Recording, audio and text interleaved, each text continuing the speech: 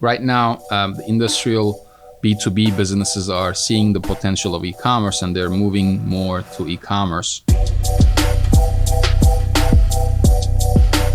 The machinery, the parts, the industrial businesses, the manufacturers, and they always have and these are old-fashioned folks, right? They want to control their data. They're scared to pay somebody monthly for the rest of their lives.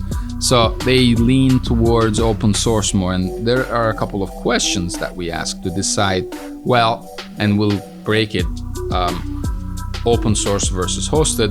Do I go to something like a BigCommerce or Shopify, or can I have this on WooCommerce WordPress?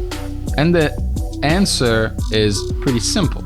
Number one, do you have hundreds of products?